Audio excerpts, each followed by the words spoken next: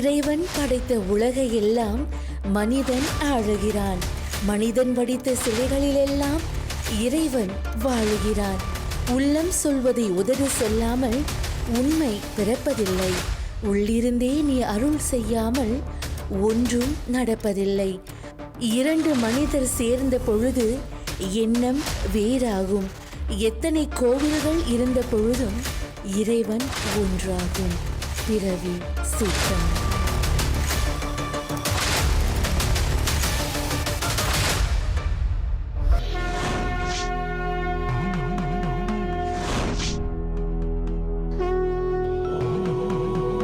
நிரந்தர பூரணமும் நிலையான விருட்ச பலனும் வாழ்க்கையில் தரும் சித்தர்களின் திருத்தால் போற்றி.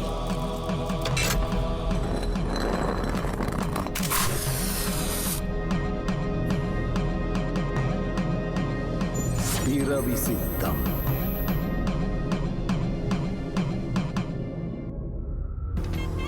மலேசிய தீபகற்பத்தின் வடக்கே உள்ள மிக பெரிய மாநிலம்தான் கெடா. இந்த கெடாவில்தான் எத்தனை பெருமைமிகு அம்சங்களை நம் முன்னோர்கள் தடம் பதித்துள்ளார்கள். கடாரம் கொண்டான் சோழன் என்று மண்ணில் புதையும் காலம் வரை கர்வமாக சொல்லிக் கொள்ளலாம். அப்பேற்பட்ட வரலாற்று பூர்வமான இந்த கெடா மாநிலத்தில் ஏராளமான ஆலயங்களும் சித்தர்களும் அவர்களின் போதனைகளும் இருந்துள்ளன. அவற்றை பற்றிய தேடலே இன்றைய எனது பயணம். இது பிறவி சித்தம். இவர்தான் மிஸ்டர் கீர்த்தி. எனது தேடலுக்கு இந்த கெடா முழுக்க எனக்கு உதவியா இருக்க போறாரு.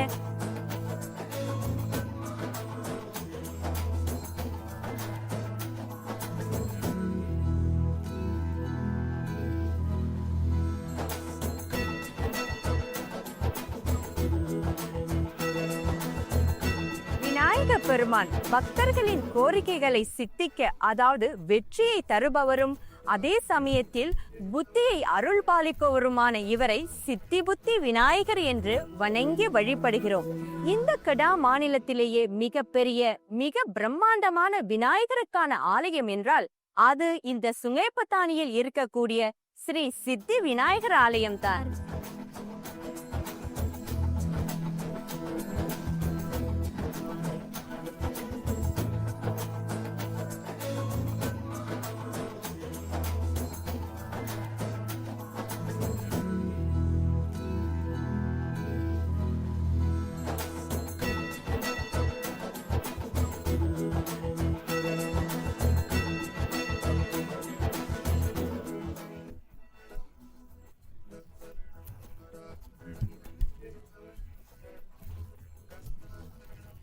ஆரம்பத்தில் ஒரு மரம் அரச மரம் அதான் இருந்தது. பிற்பாடு ஒரு வேலை செய்து வேலை ஸ்தாபனம் பண்ணோம். வெறும் தின்ன மாதிரி கட்டி வேலை ஸ்தாபனம் செய்தோம். அது செய்து கொஞ்ச நாள் பிற்பாடு தான் ஒரு பிள்ளையாரை வைப்போம். பிள்ளையாரை வச்சு 2 நாகங்களை வைப்போம், இன்னும் கொஞ்சம் சக்தியா இருக்கட்டும்னு சொல்லிட்டு. அப்போ அது போற காலத்துல நிறைய பேர் இங்கதான் புது காடி வாங்கினாலும் அந்த கோயிலே அந்த அரச மனசே சுத்தி வருவாங்க அந்த காடி எடுத்துக்கிட்டு ஒரு காலத்துல.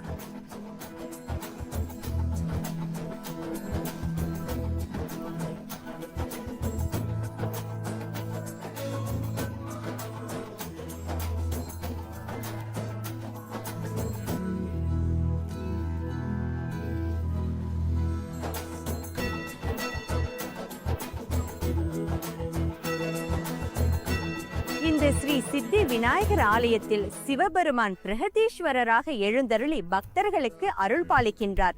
அது மட்டுமல்லாமல் ஸ்ரீ ரங்கநாதர், ஸ்ரீ பெரியநாயகி அம்மன், ஸ்ரீ ஆஞ்சநேயர், ஸ்ரீ துர்கை அம்மன், ஸ்ரீ கல்கத்தா மகா காளி என்று விஸ்வரூபமாய் எழுந்தருளி பக்தர்களுக்கு அருள் பாலிக்கின்றார்கள். ஆக இந்த ஆலயத்திற்கு வருகின்ற பக்தர்கள் பிள்ளையாரை மட்டுமின்றி இதர தெய்வங்களின் நல்லாசிகளையும் பெற்று செல்லலாம். இந்த கோயில் உருவானது இருந்த ஒரு 1945 தான் அந்த கோயில் அந்த வேலை வச்சு வழிபட ஆரம்பிச்சது. இது ஏன் முக்கியமா இந்த இடத்துல இந்த கோயில் உருவாகுனுச்சுன்னு சொன்னா, அந்த காலத்துல ஹாஸ்பிட்டல் கிட்ட சரிங்களா. அப்போ அந்த ஜனங்க என்ன செய்வாங்கன்னு சொன்னால், இந்த ஹாஸ்பிட்டலுக்கு போகிறதுக்கு முன்ன அந்த கோயிலில் நின்று வழிபாட்டு அப்புறம் தான் அந்த ஹாஸ்பிட்டல் போவாங்க. அப்புறம் அந்த காலம் போ அது வந்து கொஞ்சம் ரொம்ப சக்தி வாய்ந்த கோயிலாக ஆயிடுச்சு. ஞானப்பழம் வாங்கித்தற்கே நடந்து வந்தாராம், நம்ம பிள்ளையார் பட்டி கண்டே தங்கிக் கொண்டாராம். கத்து வந்தாரா நம்ம கணபதியார் வந்தாரம். முதல் நம்ம பேசுனது வந்து ஒரு ரதம் செய்யணும்னு சொல்லிட்டு தான் அவர் போனார் ஊருக்கு. ஆனால் அங்கே அவர் போன கையில அதை வந்து தேராக்கிட்டாரு. தேருன்னு சொன்னால் அதோட உயரமே வந்து 23 அடி. ஆனால் வந்தது வந்து 27 அடி உயரம். ஊர்லேருந்து வந்தது வந்து 27 அடி உயரம். அந்த 27 அடி உயரம் வந்து நம்ம டவுனில் சுற்றி வர முடியாது எங்கேயுமே. அப்போ அதையும் வெட்டி வெட்டி வெட்டி வெட்டி சுருக்கி சின்னதாக்குனது. அப்புறம் அந்த வெள்ளி ரதத்துக்கும் நம்ம வந்து வெள்ளி தேடி பொது ஜனங்கள் தெரியுங்களா எல்லாம் சேர்ந்து உதவி செஞ்சு தான் அந்த வெள்ளி ரதத்தை வந்து உருவாக்கணும். அந்த வெள்ளி மட்டும் இருந்தால் நினைக்கிறேன் 1.5 டன் இருக்கும் அதோட வெயிட்டு. அதோட வெள்ளி நாங்கள் வந்து அதில் அந்த தேரில் கவசம் செஞ்சு போட்டது மட்டும் 1.5 டன்னு. இன்னைக்கு இப்போ எடுத்துக்கிட்டோன்னு சொன்னால் அதோட விலை வந்து எல்லாம் காஸ்டிங் பண்ணால் ஒரு 6 மில்லியனுக்கு மேலே போகும். அந்த அளவுக்கு அந்த காலத்திலே அது செஞ்சு முடிஞ்ச கையோடு தான் இந்த கோயிலை கட்டுறதுக்காக ஆரம்பித்தேன். இப்போ இன்னைக்கு நீங்கள் பார்க்குறீங்க, ஒரு காலத்தில் நீங்கள் பார்த்துருந்தீங்கன்னு சொன்னால் இந்த விநாயகர் கோயிலை சுற்றி வந்து இரும்பும் தகரம் தான் இருக்கும். எங்கே நீங்கள் பார்த்தாலும் இரும்பு தகரம் தான். அப்படி இருந்த ஒரு கோயில் இன்னைக்கு வந்து ஃபுல்லாக ரெனிவேட் பண்ணி இன்னைக்கு நல்ல போதுமான அழகான கல், மேலே ஃபுல்லி கான்கிரீட்டு. இப்போ அந்த இரும்பு தகரத்தால் நம்ம அந்த கோயிலில் வந்து பார்க்கறது இல்லை. கடைசியாக அதுதான் இன்ன வரைக்கும் இந்த கோயில் போய்கிட்டு வந்துக்கிட்டு இருக்கீங்க.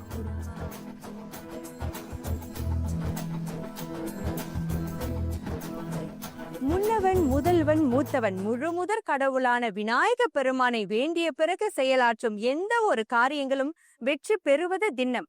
அதே போல இந்த கிடா மாநிலத்தில் எனது தேடலும் வெற்றி பெற வேண்டும் என்று அந்த விநாயக பெருமானை மனமாற வேண்டி எனது தேடலையும் பயணத்தையும் இங்கிருந்து ஆரம்பிக்கிறேன்.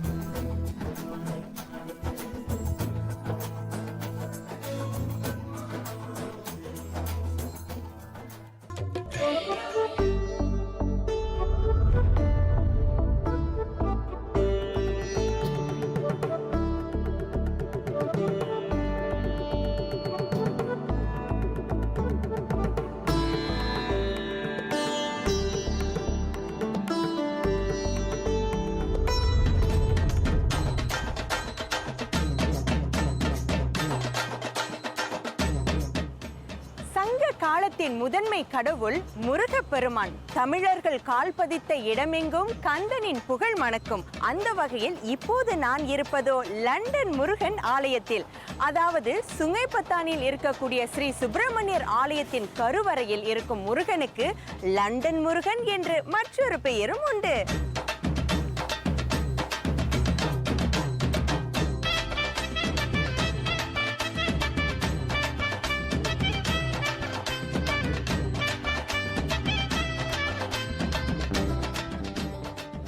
ஆயிரத்து 1914 ஆண்டு ஆதீனம் அண்ணாசாமி பிள்ளை அவர்களால் தோற்றுவிக்கப்பட்டதுதான் சுங்கைப்பத்தானி ஸ்ரீ சுப்பிரமணியர் ஆலயம். அதற்கு முன்னர் இங்கே நீதிமன்றம் இருந்ததாகவும், நீதி வழங்கும் நீதிபதிக்கான இடத்தில்தான் தற்போது முருகப்பெருமானின் கருவறை அமைந்துள்ளதாகவும், வழக்கு சம்பந்தமாக ஏதேனும் பிரச்சனைகள் இருந்தால் இங்குள்ள முருகனை வேண்டிச் சென்றால் போதும், தங்களுக்கான நியாயம் உடனே கிடைக்கும் என பக்தர்கள் உறுதியாக நம்புகிறார்கள். மேலும் இங்கே கருவறையில் வீற்றிருக்கும் திருமுருக பெருமானுக்கு லண்டன் முருகன் என்கிற பெயரும் உண்டு. காரணம், லண்டனுக்கு செல்ல வேண்டிய முருகப்பெருமானின் திருவுருவச் சிலை இந்தியாவிலிருந்து பினாங்கு துறைமுகத்தை வந்தடைந்தது. இங்கே வர வேண்டிய சிலை லண்டனுக்கும் சென்றதால் அந்த முருகப்பெருமானே தான் இருக்க வேண்டிய இடத்தை தேர்வு செய்ததாக எண்ணி லண்டனுக்கு செல்ல வேண்டிய முருகப்பெருமானின் திருவுருவச் சிலையை இங்கேயே பிரதிஷ்டை செய்து வழிபட்டு வருகிறார்கள். இந்த ஆலயத்தின் மிக முக்கியமான நிகழ்வுகள் என்னவென்றால் ஆலயத்தில் திருக்கார்த்திகை தீபம், கந்த சஷ்டி விழா, தைப்பூச விழா 3 நாளுக்கு மிக விமர்சையாக கொண்டாடப்படும். இவ்விழாவிலே ஆலய பக்தர்கள் சுமார் 3 நாளுக்கும் 2 லட்சத்துக்கு மேல் திரள்வார்கள்.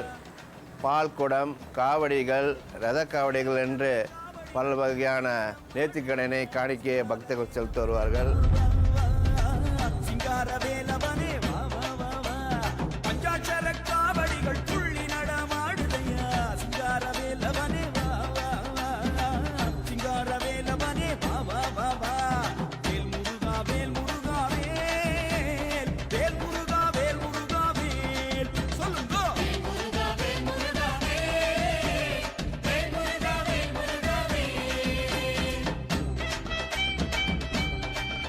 ஒவ்வொரு ஆண்டும் கந்தர் சஷ்டி விழாவும் மிக விமரிசையாக இந்த தேவஸ்தானத்தில் கொண்டாடப்படுகின்றது.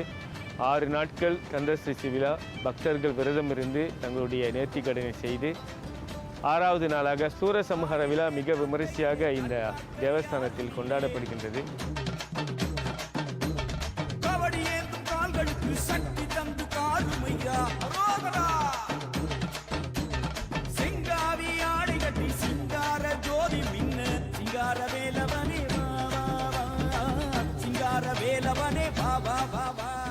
ஆயிரத்து 1919ஆம் ஆண்டு நிர்மாணிக்கப்பட்ட இந்த ஸ்ரீ சுப்பிரமணியர் ஆலயம் இதுவரை 101 தைப்பூச தின கொண்டாட்டங்களை கண்டுள்ளது. ஏறக்குறைய ஒவ்வொரு ஆண்டும் 3 லட்சத்திற்கும் அதிகமான பக்தர்கள் இங்கே திரள்கிறார்கள். மனக்குறையோடு தன்னை நாடி வரும் பக்தர்களுக்கு அருள் பாலிக்கின்றார் இந்த லண்டன் முருகன். வெற்றிவேல் முருகனுக்கு அரோகரா.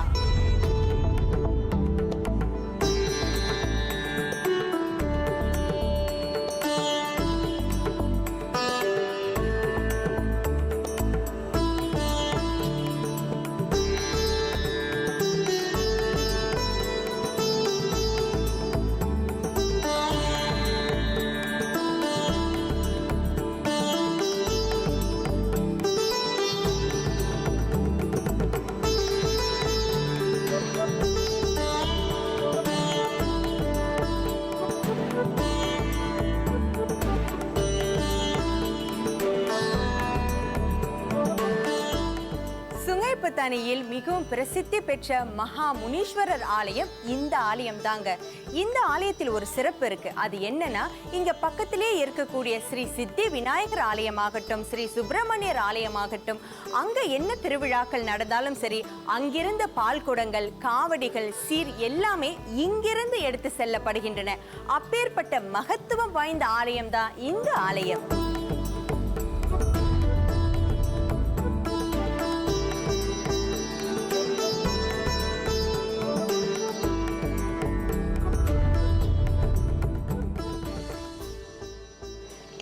ஆட்டுக்கள் பாருங்க, நம்முடைய பாரம்பரிய பொருட்கள்ல மறந்து போன சில பொருட்களை இங்க பார்க்கும்போது அவ்வளோ சந்தோஷமா இருக்கு. ஆட்டுக்கல் இருக்கு, அம்மிக்கல் இருக்கு, எந்திரக்கல் இருக்கு, அப்புறம் தேங்காய் திருவி இருக்கு, மொரம் இருக்கு, இப்படி எக்கச்சக்கமான பழைய பொருட்கள்.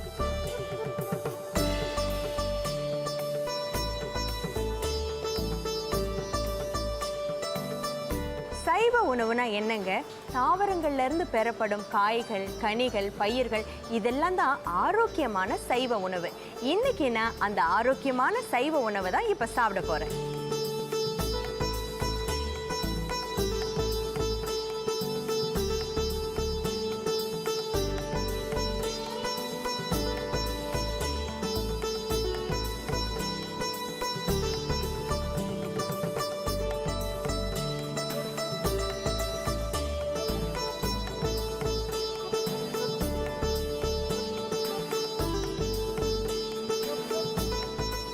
பாருங்க, இந்த சைவ உணவு அப்படின்னு சொல்லும் பொழுது அந்த காலத்துல நம்மவங்க உணவுலேயே மருத்துவத்தை வச்சிருக்காங்க.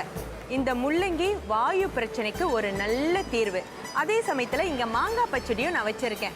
சரி, மாங்காய் பச்சடி சுவைக்கு சுவை தரும். அதே சமயத்தில் அந்த மாங்காய் பச்சடியை பார்க்கும் போதே சாப்பிட்றதுக்கு முன்னாடியே வாயில் வந்து நாவில் எச்சில் ஊறும். அந்த எச்சில் இருக்குல்ல, நம்முடைய ஜீரண சக்தியை தூண்டிவிடும். இப்படி தாங்க சாப்பிடும் போதே அதில் மருத்துவ குணங்கள் இருக்கா அப்படின்னு ஆராய்ந்து சாப்பிட்டோன்னு சொன்னாக்க எப்போதுமே நீடூழி வாழலாம்.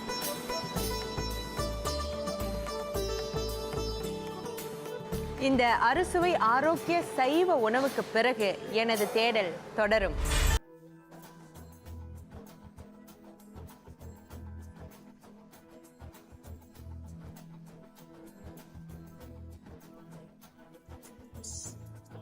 மதுரை வீரன், கருப்பண்ண சுவாமி, 18 படி கருப்பு, ஐயனார், சுடலமாட சுவாமி, சங்கிலி கருப்பன், முனியாண்டி, காத்தவராயன் என பல்வேறு பெயர்களில் ஊரையும் அந்த ஊர் மக்களையும் காவல் காக்கும் ஊர் காவல் தெய்வங்களின் ஒருவரான முனீஸ்வரர் இந்த சுங்கைப்பட்டாணி பிலாண்டா தோட்டத்தில் ஸ்ரீ மகா தவ ஜடா முனீஸ்வரர் என்ற பெயரில் இங்கு வீற்றிருக்கிறார்.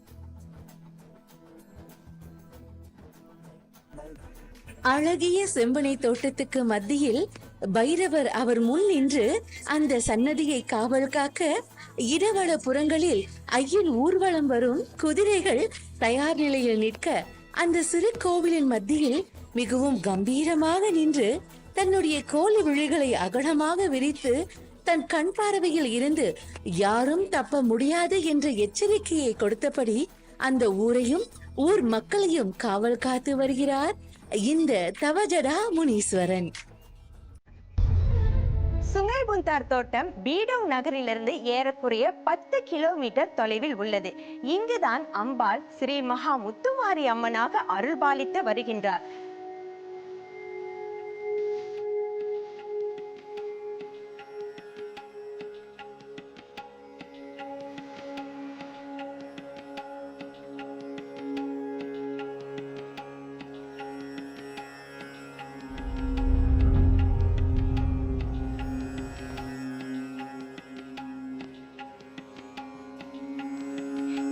ஆலயத்தில் ஆடி திருவிழா என்பது மிகவும் விமரிசையாக கொண்டாடப்பட்டு வருகின்றது. அதிலும் குறிப்பாக ஆடி மாதத்தின் கடைசி வெள்ளிக்கிழமை என்று தீமிதி திருவிழா கொண்டாடப்படுகிறது. அன்றைய நாளில் பக்தர்கள் தங்களுடைய நேர்த்தி கடன்களை மனமாற செலுத்தி வருகின்றனர். அம்பாளும் அவர்களுக்கு அருள்பாலித்து வருகின்றார். பீடோங் பட்டணத்தில் இருந்து 12 கிலோமீட்டர் தொலைவில் அமைந்திருக்கும் இந்த ஸ்ரீ மகாமாரியம்மன் ஆலயம் ஆரம்ப காலத்தில் சுங்கைபுந்தார் 3வது டிவிஷனில் அமைந்திருந்தது. 8 டிவிஷன்கள் கொண்ட இந்த சுங்கைபுந்தார் தோட்டம் மேம்பாட்டு பணி காரணமாக 1954ஆம் ஆண்டு ஒரே தோட்டமாக உரு பெற்றது.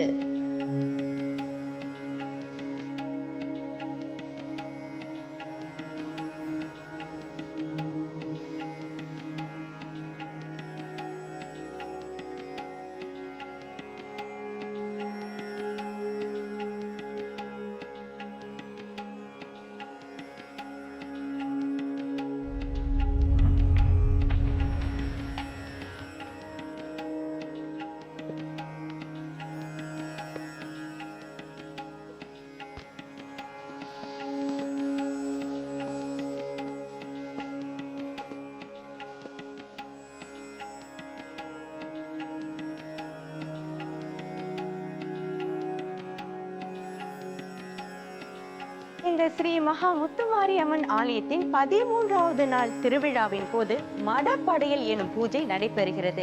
இந்த மடப்படையல் பூஜை என்பது ஸ்ரீ மகா முனீஸ்வரர் அவருக்காக ஏற்பாடு செய்யப்படும் ஒரு பூஜை. இந்த பூஜையில் தோட்டப்புற மக்கள் அனைவரும் ஒன்றிணைந்து படையல் இடுகின்றனர். அந்த படையல் விதவிதமாக படைக்கப்படுகிறது.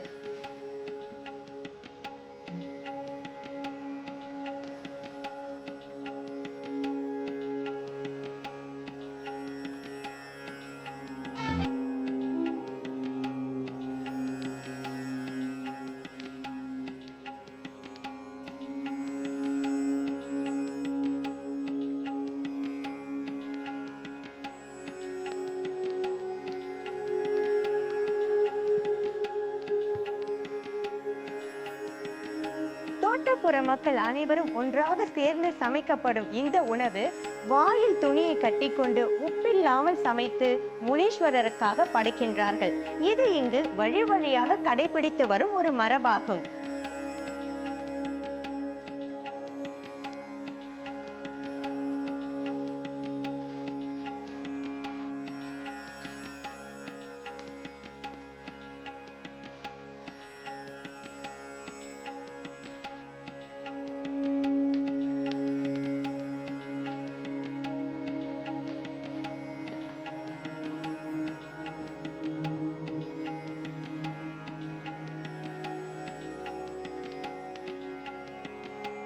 பிறவி, சித்தம், இது ஆன்ம தேடலுக்கான பயணம்.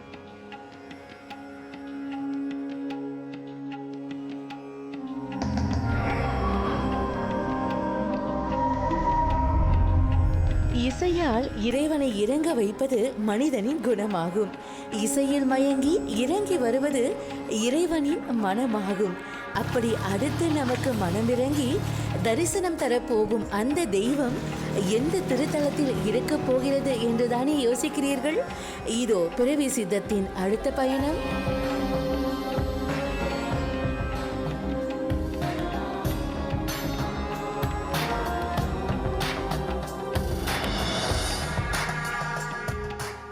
கடா மாநிலத்தில் சுங்கைப்பத்தானியில் நான் கண்ட சித்தர் சமாதிகளுள் ஒன்று சுவாமி சாந்தானந்தா சித்தருக்குரியது. இவர் 1983ஆம் ஆண்டு சமாதி அடைந்தார். இவரை இங்கு சமாதி வைத்தவர் சீடர் நாச்சியப்பன் அப்பா. சித்தர்கள் அலங்கார அழகு இல்லாதவர்கள். மனித சமூகம் தன்னை பற்றி என்ன நினைக்கும் என்கிற கவலையே இல்லாதவர்கள். அப்படியிருந்தும் அவர்களிடம் நம்மால் புரிந்து கொள்ள முடியாதபடி அதிசய சக்திகள் பல உண்டு. அவர்கள் எச்சில் கூட மருந்து, வியர்வை கூட பொன்களை ஆற்றும் களிம்பு, அவர்கள் கால்பட்ட இடத்தில் பொன்னாய் விளையும். மொத்தத்தில் தங்களை புதிருக்குள் அழுக்காக வைத்துக்கொண்டு ஒளிக்கதிராய் சக்தி தருபவர்கள். இவர்கள் எங்கிருந்து வருவார்கள்? இவர்களின் நோக்கம் யாது? தேடலின் முடிவு என்ன என்பது பற்றி அனைத்தையும் அவர்களே அறிவர். அப்படித்தான் பத்துகஜாவை பூர்வீகமாக கொண்ட சுவாமி சாந்தானந்தா அவர்கள். சுவாமிகள் ஆரம்ப காலத்தில் பட்டவட் சென்று அங்கு பல மூலிகைகளை சேகரித்து மக்களுக்கு வைத்தியம் பார்த்து, அதன் பின்னர் தைப்பிங் சென்று அங்கேயும் பலருக்கு வைத்தியம் பார்த்ததோடு மட்டுமல்லாமல் சித்த வைத்திய கலையை கற்றும் கொடுத்துள்ளார். பழனி பஞ்சவர்ண குகையில் போகர் சித்தரின் நேரடி அருளை பெற்ற ஞானபிதா ஸ்ரீ சிவானந்த பரமஹம்சர் சுவாமிகளின் நேரடி சீடர்தான் இந்த சுவாமி சாந்தானந்தா அவர்கள். இதுதான் சுவாமி சாந்தானந்த சித்தர் அவருடைய சமாதி. சுவாமி சாந்தானந்த சித்தருடைய குரு சுவாமி சிவானந்த பரமஹம்சர். சுவாமி சாந்தானந்த சித்தர் சமாதி அடைந்த பிறகு அவரை இங்கே சமாதி வைத்தவர் இவருடைய சீடர் நாச்சியப்பன் ஐயா. தன்னையே தான் அறிந்தோனே சித்தன், வாசி தனித்திருந்தே பழக்கமுடையோனே முத்தன். கடவுளை காண முயல்கிறவர்கள் பக்தர்கள் என்றும், கண்டு தெளிந்தவர்கள் சித்தர்கள் என்றும் அழைக்கப்படுகின்றனர். சித்தர்கள் அனுபூதி ஞானம் பெற்றவர்கள். சித்தம் என்பது அறிந்தது, அறிந்து கொண்டிருப்பது, அறிய போவது என 3 தலங்களில் உள்ளன. சித்தர்களுள் அடங்கியிருக்கும் ரகசியங்கள் எண்ணில் அடங்கா. காணுங்கள், இது பிறவி சித்தம்.